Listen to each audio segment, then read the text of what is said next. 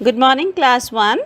This is me, Mrs. Shalini Dhiman, welcoming you all for your Hindi language class.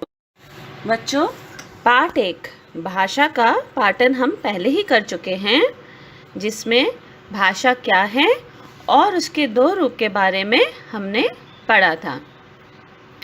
आज इसी पाठ का अभ्यास कार्य हम करेंगे।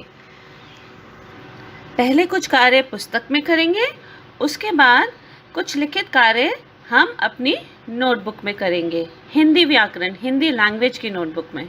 सबसे पहले पेज नंबर 7 के रिक्त स्थान हम करेंगे, जिसके लिए हमें कुछ विकल्प दिए गए हैं, जो है मौखिक, बोलकर, भाषा, 2, लिखकर। इन्हीं विकल्पों से हमें इन रिक्त स्थानों की पूर्ति करनी है। तो सबसे पहले है आपस में बातचीत करना डैश भाषा का रूप है। जब हम आपस में बात करते हैं तो वो कौन सा रूप होता है? मौखिक। सही जवाब। तो इसका उत्तर है मौखिक। आपस में बातचीत करना मौखिक भाषा का रूप है। आइए अब दूसरा पॉइंट देखते हैं। अपने मन के भावों को एक दूसरे को समझाना डैश है। तो जब हम अपने मन के भावों को एक दूसरे को समझाते हैं तो वो क्या होता है? भाषा। वो क्या है? भाषा। अपने मन के भावों को एक दूसरे को समझाना भाषा है। मौखिक भाषा में डैश विचार प्रकट होते हैं। मौखिक भाषा में हम कैसे विचार प्रकट करते हैं? बोलकर या लिखकर? बोलकर। मौखिक भाषा में बोलकर विचार प्रकट होते हैं। अब नेक्स्ट है लिखित भाषा में डैश विचार प्रकट होते हैं। तो लिखित भाषा में लिखकर। इसका उत्तर आप क्या लिखेंगे? लिखकर। लिखित भाषा में लिखकर विचार प्रकट होते हैं। भाषा का प्रयोग हम डैश रूपों में करते हैं। भाषा का प्रयोग हम डैश रूपों में करते हैं, मतलब इसका मतलब क्या हुआ कि भाषा के कितने रूप हैं? तो इसका उत्तर आएगा 2। भाषा का प्रयोग हम 2 रूपों में करते हैं। आइए अब अगले पेज में आते हैं। चित्र देखकर बताइए कि वे भाषा का कौन सा रूप है। तो यहाँ जहाँ भाषा बोली जा रही है वे भाषा का मौखिक रूप है, और जहाँ लिखी जा रही है वह भाषा का लिखित रूप है। तो ये आप स्वयं करेंगे, अपने आप करेंगे। अब हम पेज नंबर 9 में आते हैं, जो है सही या गलत। जो कथन सही है उस पे सही का निशान, और जो गलत है उसमें गलत का निशान। भाषा 5 प्रकार की होती है। ये सही है या गलत है?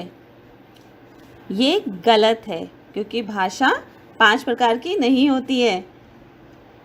अब नेक्स्ट आइए। विश्व भर में अनेक भाषाएं बोली जाती हैं। विश्व मतलब संसार। तो ये सही है। पूरे विश्व में बहुत सारी भाषाएं बोली जाती हैं। अब भाषा सरिता की तरह सदा बहती रहती है। सरिता क्या होता है? सरिता का अर्थ होता है नदी। जिस तरह से नदी हमेशा बहती है, तो भाषा भी हमेशा बहती रहती है। सही है कि गलत है? बिल्कुल सही है, क्योंकि भाषा कभी रुकती नहीं है, इसलिए इसमें सही का निशान लगाइएगा। मेरी ये पुस्तक हिंदी भाषा में छपी है। तो ये जो पुस्तक से हम पढ़ रहे हैं, इस समय जो भाषा हम प्रयोग कर रहे हैं वे हिंदी है। बताइए, हिंदी है कि नहीं है? है। तो इसलिए ये कथन सही है। भाषा विचार प्रकट करने का माध्यम है। माध्यम मतलब साधन, रास्ता। ये भी बिल्कुल सही कथन है, क्योंकि भाषा ही है वो जिससे हम अपने मन के विचार और अपनी बातें प्रकट करते हैं और दूसरों तक पहुंचाते हैं। अब इस पाठ के कुछ प्रश्न उत्तर मैं आपको करा रही हूँ जो कि आप नोटबुक में करेंगे। आइए अब हम प्रश्न उत्तर करेंगे। पहला प्रश्न है, हम किसके द्वारा अपने मन में आए हुए विचारों को प्रकट करते हैं? हम किसके द्वारा अपने मन में आए हुए विचारों को प्रकट करते हैं? इसका उत्तर है, हम भाषा के द्वारा अपने मन में आए हुए विचारों को प्रकट करते हैं। अब प्रश्न 2, हम अपने विचार किस रूप में प्रकट कर सकते हैं? हम अपने विचार किस रूप में प्रकट कर सकते हैं?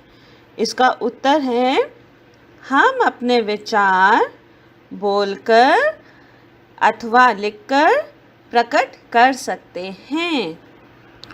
प्रश्न 3, भाषा के कितने रूप हैं? उनके नाम लिखें। भाषा के कितने रूप हैं? नाम लिखें। तो इसका उत्तर है, भाषा के 2 रूप हैं। पहला मौखिक भाषा और दूसरा लिखित भाषा।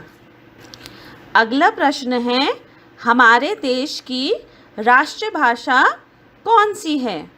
हमारे देश की राष्ट्रीय भाषा कौन सी है? तो इसका उत्तर आप लिखेंगे, हमारे देश की राष्ट्रीय भाषा, हमारे देश की राष्ट्रभाषा हिंदी है। हमारे देश की राष्ट्रभाषा हिंदी है।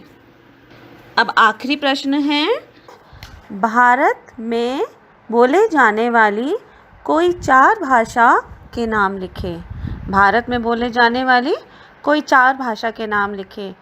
इसमें आप कोई सी भी 4 भाषाएं लिख सकते हैं। जो मैंने लिखाई हैं वह है गुजराती, मराठी, तमिल, असमी। आप अपनी भी कोई 4 भाषाओं के नाम लिख सकते हैं। तो ये आज का कार्य था। अब ये सारे प्रश्न उत्तर आप अपनी नोटबुक में करेंगे और आज का कराया हुआ सारे कार्य अच्छे से याद करेंगे। See you for your next class. Bye bye.